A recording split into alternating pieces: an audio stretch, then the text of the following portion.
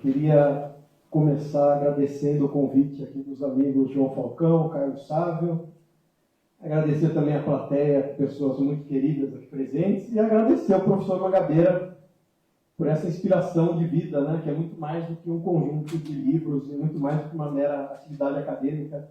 O exemplo dele é de um pensador dessa dimensão, né, dessa profundidade, que é algo que não só é raro no Brasil, mas é raro no mundo, né? Um dos grandes críticos do professor Mangabeira chamou ele de prepóstero, talvez porque ele seja como os pensadores antigos em sua profundidade, em sua extensão, e tem ideias que só possam ser compreendidas, começam a ser compreendidas muitas gerações depois, né? É alguém que está um pouco fora do seu contexto, né? E toda a sua obra também, enfim, claro que o professor é vinculado à faculdade de Direito, mas o Direito é um tema incidental na sua obra, e nesse livro também, né? Essa mesa chama Impacto no Direito, mas evidentemente esse não é um livro meramente sobre o direito, né? E confesso que eu preparei algumas observações aqui, abstraindo que o professor Mangabeira estaria presente. E eu me sinto assim um pouco como um evangelista, assim, São Lucas apresentando o evangelho para Jesus. Eu não sei se ele teve essa oportunidade. É uma coisa meio absurda, né? Mas eu queria falar algumas coisas também para o público que não leu a obra, e não para o professor Mangabeira que escreveu essa obra, né? E acho que nesse meio século, entre esse livro de 75, Conhecimento e Política, e o livro mais recente, O Mundo e Nós, de 2024, tem uma transição interessante, porque o livro Conhecimento e Política fala-nos Deus, termina com essa frase.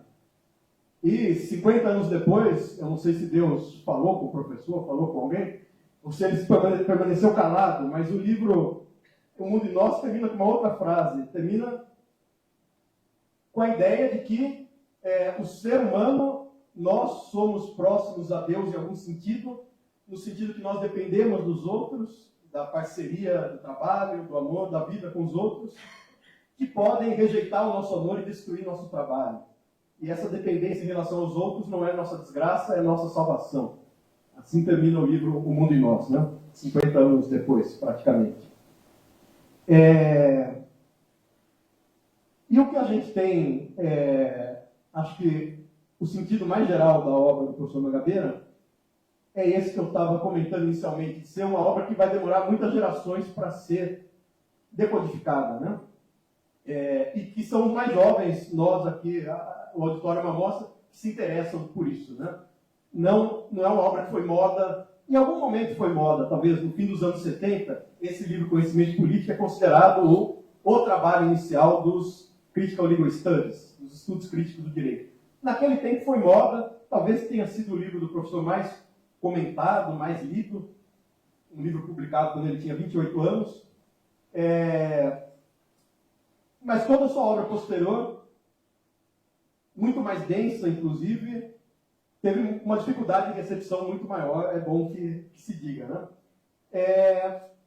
Mas, ao meu ver, então, eu preparei assim, quatro passos, 4 comentários. Primeiro, um pouco da genealogia das ideias desde esse livro Conhecimento e Política, depois o direito, o Brasil, e terminar com um exemplo sobre a propriedade. Então, acho que esse livro começa um pouco com o aspecto jurídico, pelo menos desse livro, começa um pouco desse paradoxo de que o direito, numa sociedade liberal, incorpora algumas normas sobre direitos, deveres, poderes, responsabilidades, que são aquelas normas que a gente pode exigir dos outros, independentemente das crenças, das ideologias, da moral que cada um tenha individualmente. Mas, ao mesmo tempo que o direito seria neutro, o direito liberal se apresenta como neutro em relação a essas crenças, a esses valores pessoais, ele incorpora, ele enviesa, ele privilegia, prejudica umas ou outras visões morais, religiosas, políticas, né? Então, como sair desse paradoxo de que o direito não é absolutamente neutro, mas ele pretende ser neutro, né? Acho que esse é, pelo menos, o tema mais proximamente jurídico por trás desse livro, que, como eu disse, não é um livro apenas de filosofia do direito, né? É um livro de filosofia muito mais amplo, mas que tenta fazer essa crítica das concepções liberais de personalidade e de sociedade, a partir dessas antinomias, desses pares, né, entre razão e desejo, normas públicas e valores privados, finalidades privadas. E é um livro que começa, e acho que boa parte do livro, trata muito menos do liberalismo enquanto formas de mercado, de governo, e trata muito mais dessas concepções filosóficas de personalidade e de sociedade, né? E termina com uma solução, com a proposta de que uma solução, uma saída para esse conflito eterno entre razão e desejo, individual e coletivo, a proposta que vem no final do livro seria uma sociedade organizada a partir de pequenos grupos de vida, interações pessoais, cotidianas, sem hierarquia, sem uma divisão de trabalho, sem uma especialização, sem uma classe social. Uma visão um pouco utópica, que inclusive no final do livro, aliás, no pós-fácil, o livro é de 75, o professor escreveu um pós-fácil em 83, dizendo que, por um lado, a crítica, essa pretensão de uma crítica total às concepções mais abrangentes do liberalismo, talvez fosse uma concepção que mereceria maior concretude do que, e maior especificidade do que essa tentativa de fazer um modelo muito abstrato do liberalismo. E, por outro lado, ele assume, no final do livro, que a sua alternativa à sociedade liberal, essa organização em pequenos grupos orgânicos, era uma fantasia antimodernista como uma busca, uma consolação secreta por fracasso em repensar a organização do Estado, do mercado, nas condições modernas, né? Então, acho que o livro tem esse anticlímax no final, que é esse pós-fácil, em que existe uma autocrítica, foi publicado um artigo do Movimento de Estudos Críticos do Direito, né? Que tem duas mudanças fundamentais, acho, na minha leitura, né? Primeiro, uma mudança com relação à visão, e depois uma mudança com relação ao método, né? A mudança com relação à visão é que nesse livro sobre estudos críticos do direito aparece, pela primeira e talvez única vez, uma ideia de superliberalismo, de que a visão não é uma visão antiliberal, mas é uma visão superliberal, no sentido de que as instituições liberais prometem um tipo de vida de liberdade, os ideais liberais prometem uma coisa que as próprias instituições liberais do mercado, do Estado, não cumprem.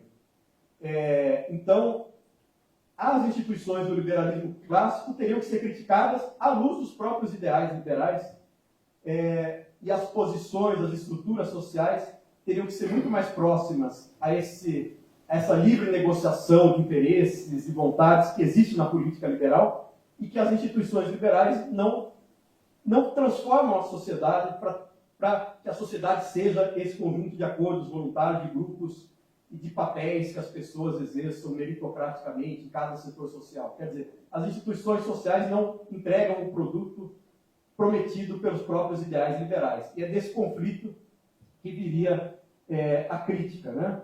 E, ao meu ver, essa ideia que está em 83, do superliberalismo, reaparece em 2014, no livro A Religião do Futuro, e em 2024, no Mundo e Nós, com a ideia de liberdade profunda, com a ideia de que a nossa liberdade não é só escolher entre as posições que existem na estrutura social estabelecida, é ter ferramentas para reformar, modificar essa estrutura social, né? Então, acho que existe uma continuidade dessa visão, que foi uma visão modificada a partir, depois desse livro, né, Conhecimento Político.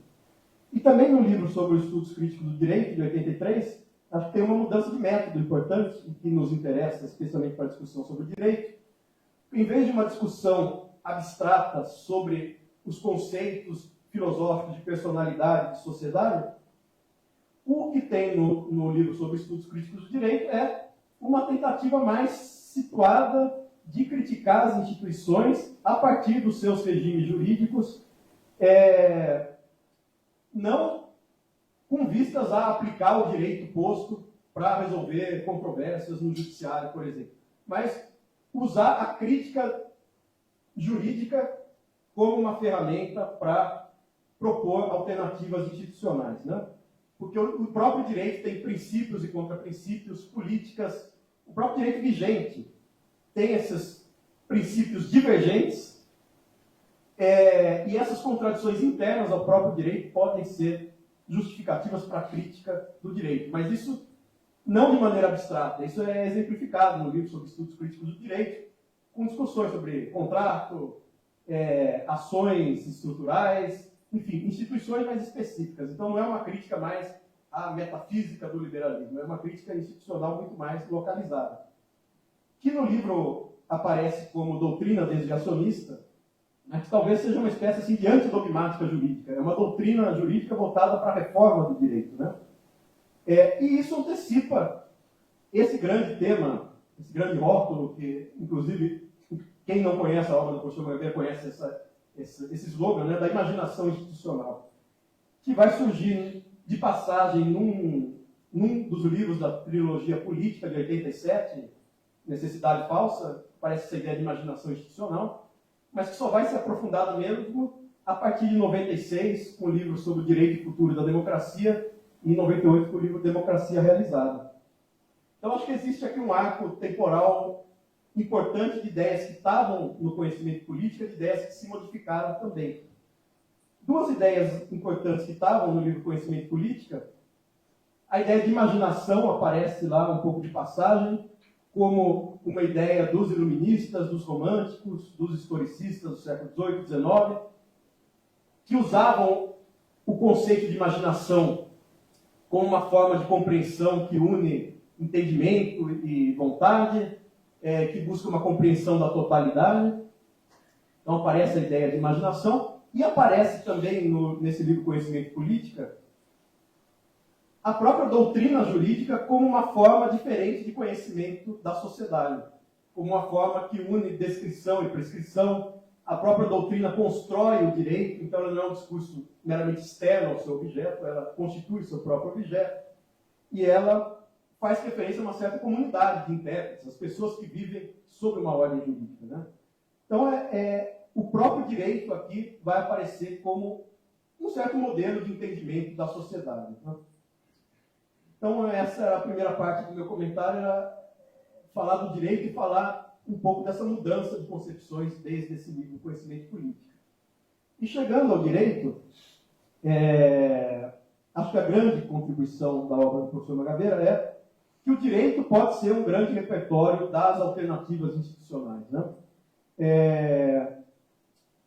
E a gente também tem aqui ilustrado por esse auditório o fato de que o seu método, a sua visão do que pode ser a pesquisa jurídica, casa muito bem com as potencialidades, as habilidades, as capacidades que a gente tem numa faculdade de Direito, que deve tratar, a pesquisa jurídica deve tratar basicamente daquilo que é proibido, permitido, obrigatório, ou que deve ser, ou que pode ser proibido, permitido, obrigatório. Quer dizer, o direito pode ser o ponto de chegada e o ponto de partida.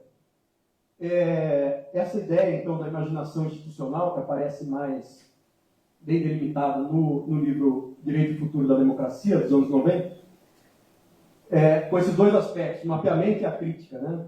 Quer dizer, o próprio corpo de normas pode ser o repertório para fazer analogias entre os problemas, entre as instituições, os diferentes ramos do direito, as soluções desviantes e dominantes, as regras e as exceções.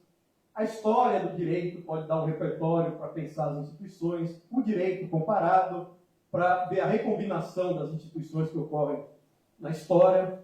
E acho que isso previne, então, esse lado do mapeamento previne um pouco aquele típico discurso da teoria social, da teoria política, que é um discurso utópico, né? As alternativas são sempre utópicas, é a paz mundial, são os objetivos de desenvolvimento da ONU, né? Aquela coisa um pouco infantil, né?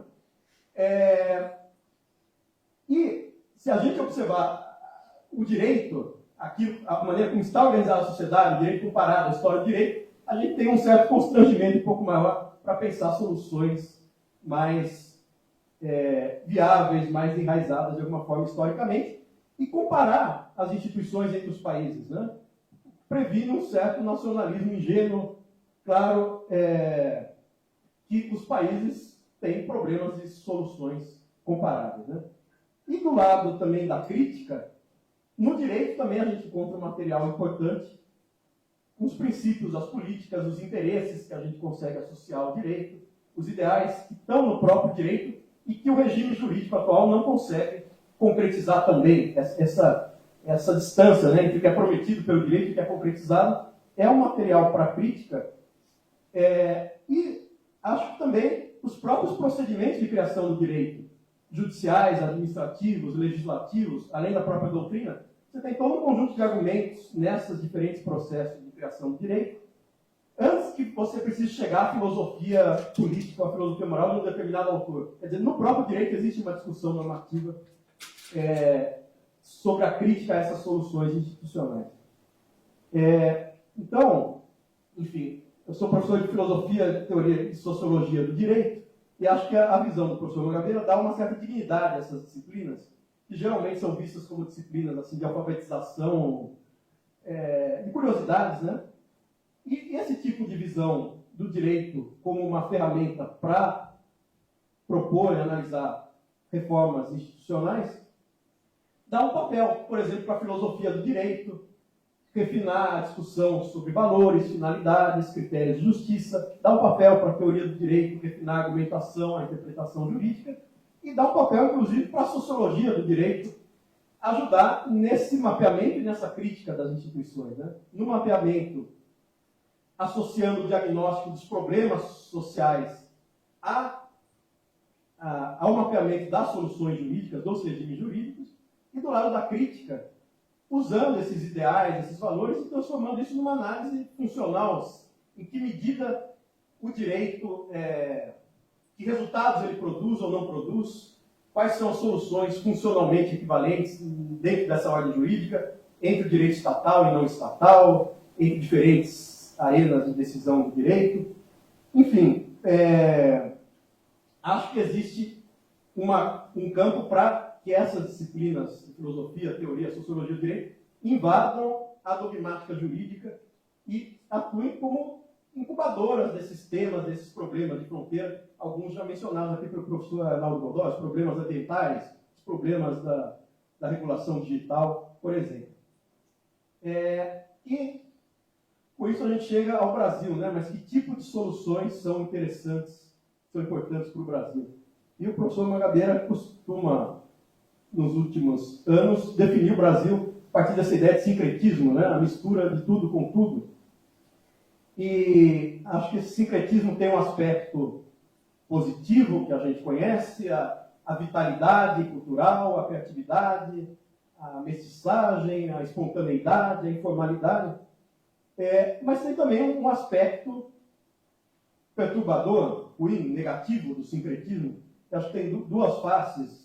Um pouco essa distância que existe entre o nosso direito oficial e as práticas efetivas da sociedade, quer dizer, o nosso direito está em permanente conflito com as instituições informais, com as regras sociais. Isso gera uma ineficácia estrutural do nosso direito, uma corrupção permanente do direito oficial por jeitinhos informais e também crises recorrentes pela desilusão, pelo desalinhamento das expectativas entre o que o direito oficial promete e as instituições que funcionam na prática. Né? E a outra face disso é um certo sincretismo de inclusões, de exclusões, de formas de diferenciação social, né? Que não são uma especificidade brasileira, mas no Brasil é muito claro essa combinação de barreiras ou de facilidades no acesso aos diferentes setores sociais, ao direito, à economia, à educação, à saúde. Quer dizer, critérios diversos de raça, de classe, de gênero, de origem regional, de origem até urbana, se combinam para facilitar muito ou driblar as dificuldades de acessar os diferentes setores das posições sociais ou para aumentar as barreiras de acesso a esses setores. Né? E aí a gente chega a esse grande desafio, ao meu ver, que é o aspecto mais enigmático, que é como pensar instituições jurídicas que, ao mesmo tempo, sejam de alguma forma eficazes, se abram a uma certa reciclagem pelas práticas informais, tenham uma aderência, uma eficácia, mas consigam ser potentes o bastante para desfazer essas combinações de vantagens ou de vulnerabilidades no acesso aos diferentes setores sociais, né?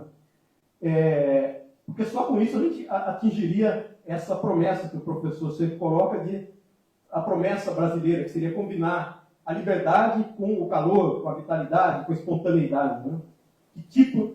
Que repertório de instituições a gente teria que, ao mesmo tempo, conseguiriam atuar sobre as nossas expectativas, nossas estruturas herdadas, e, ao mesmo tempo, se enraizar nas práticas, né? E eu queria terminar dando um exemplo.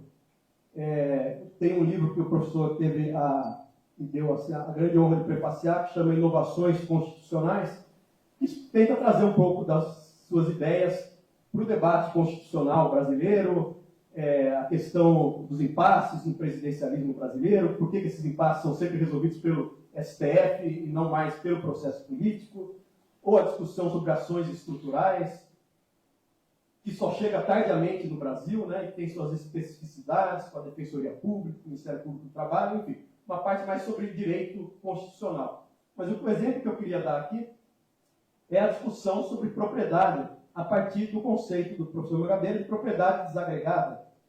E eu tenho um livro que chama Propriedade Desagregada e Empreendedorismo Democrático. Tentando partir dessa ideia para mapear que formas de propriedade na nossa sociedade digital são possíveis, são desejáveis. Aqueles rótulos da sociedade industrial do século XX, né, capitalismo, socialismo, parecem muito estranhos, insuficientes hoje em dia. Ao mesmo tempo, a gente tem uma grande concentração de capital, inclusive imaterial, financeiro, propriedade intelectual nas big techs. Como pensar formas de propriedade que democratizem a economia nessas condições, nessa sociedade digital, né? Então, existem formas de propriedade que são temporárias, que combinam diferentes agentes produtivos e que se organizam a partir de diferentes arranjos jurídicos. E tudo isso, o ponto mais importante essas formas de propriedade podem se valer daquilo que nós já temos no Brasil, da nossa herança de ter sido um país que cresceu de maneira mais acelerada, mais intensa no século XX como uma sociedade industrial, né? E que, como causa e consequência dessa industrialização, criou algumas instituições importantes. O BNDES, a Embrapa, a FINEP, e também dezenas e dezenas de universidades públicas, federais, estaduais, aliás, cujo potencial de transformar a pesquisa em produção inovadora geralmente é dissipado, desperdiçado, né? Então, como que essas formas de propriedade poderiam fazer essa conversão da nossa herança industrial para uma sociedade digital mais inclusiva, né? Então, termino com esse exemplo. No aspecto social, a gente tem experiências no Brasil daquilo que o próprio professor Mangabeira chamou, de maneira informal, de parcerias público-privado-comunitárias, né? Não é um rótulo que esteja na lei, mas existem experiências de empresas que combinam cooperativas, investidores privados, agências públicas como sócios de um mesmo empreendimento. Existe o aspecto temporal da propriedade, não pensar mais na propriedade como uma pretensão eterna. O próprio capital de risco, né, no setor de tecnologia exemplifica isso, o investimento e desinvestimento programado. As startups não têm acesso fácil nem à bolsa de valores, nem aos bancos. Também não serve para essas empresas de crescimento acelerado as políticas focadas nas pequenas empresas, microcrédito. Então, existe esse esquema de financiamento, de investimento e desinvestimento, né? E existem experiências de universidades, bancos públicos, atuando como investidores âncoras nessa fase inicial. E o ponto mais importante tudo isso envolve repensar o direito de propriedade no plano dos direitos reais, direitos de uso, direitos de propriedade fiduciária, no plano da propriedade intelectual, patentes conjuntas entre pesquisadores, empresas, universidades, no plano mais do direito societário, empresas de participação, quer dizer, as universidades, as empresas estatais podem participar acionariamente dos negócios gerados a partir da sua pesquisa, né? O João Falcão deu um exemplo aqui da Universidade Federal de Minas Gerais. As empresas geradas a partir da pesquisa em inteligência artificial, a UFMG tem uma certa porcentagem, tem um usufruto das ações dessas startups. Há anos o Congresso debate a Embrapa-Tec, que seria uma sociedade anônima, uma subsidiária integral da Embrapa, para permitir que a pesquisa pública feita pelo Estado seja comercializada, e que o Estado também receba alguma coisa daquilo que é produto da sua pesquisa. E acho que tem um ponto muito importante que ilustra esse significado da obra do professor Mangabeira, que é, no livro de 87, Necessidade Falsa, ele teoriza um esquema de fundo rotativo de capital, que parece uma coisa muito engenhosa e utópica, mas o fato é que nas décadas seguintes, nos últimos anos, nas últimas décadas, desde a China até a OCDE, tem práticas muito semelhantes àquilo que ele teorizou nos anos 80, que é o Estado cria um fundo de fundos, organiza os apoios públicos, financeiros e não financeiros, as universidades, as agências estatais. Esses fundos públicos investem nos fundos privados, e os fundos privados é que atuam como capitalistas de risco e vão decidir em que empresa investir e vão monitorar esse investimento. Quer dizer, o apoio público é, de certa forma, desintermediado, é combinado com a seleção privada, né, pelo mercado, que empresas serão investidas. Bom, isso ilustra o quê? Não é propriedade privada, puramente, não é propriedade pública, como a gente conheceu no século XX, grandes empresas estatais, sociedade de economia mista, não é cooperativismo puro, pequenos grupos autogeridos de trabalhadores, é a combinação de tudo isso, que tem exemplos práticos e mostra como esse exercício de imaginação institucional não é um mero devaneio. Né? Enfim, a gente poderia dar muitos outros exemplos aqui das discussões que o professor traz sobre federalismo, sobre políticas públicas, mas o recado final que eu queria dar assim, para abrir nossa discussão é que a gente tem feito, essa agenda tem progredido, existem agentes para essa agenda nas faculdades de Direito. Boa parte do que se faz na faculdade de Direito, bem ou mal, são essas propostas de reforma institucional. Né? E sua obra tem um grande significado nisso. A gente publicou esse ano, o senhor esteve presente, um livro digital que está no portal de livros abertos da USP, chamado justamente Nem Dogmática, Nem Utopia, né? Experimentalismo Democrático e Imaginação Institucional, que é uma ilustração de como, na Faculdade de Direito da USP, pelo menos, a gente tem tentado levar essa agenda adiante. Adiante, inclusive, com o exemplo da sua obra, mas indo além do que está nesse livro de 75, que era imaginar, talvez, uma solução utópica, pré-moderna, como modelo para uma sociedade pós-industrial. Né?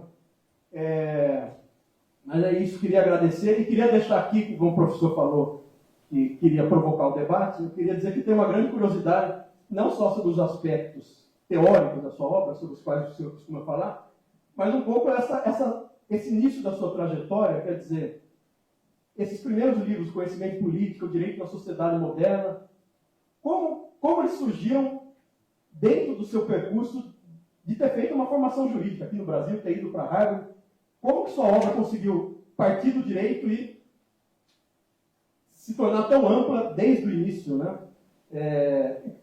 Foi sua tese de doutorado? Qual foi sua tese de doutorado? Tem essas curiosidades um pouco biográficas também para explicar essa gênese da sua obra. Então, deixo aqui. Eu vou responder a essa curiosidade. Por favor. Porque amanhã a minha intenção é dar um viés parcialmente autobiográfico, formação intelectual ao que eu vou dizer. Eu estou esperando há 15 anos, então amanhã estarei contemplado.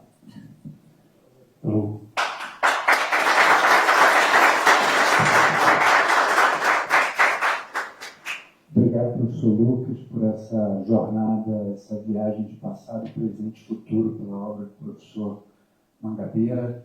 O ponto final das questões que você trouxe relacionadas à economia do conhecimento, tecnologia e inovação, amanhã a gente vai se aprofundar na mesa da tarde, é uma bela provocação. Queria perguntar ao professor Sábio se a gente tem tempo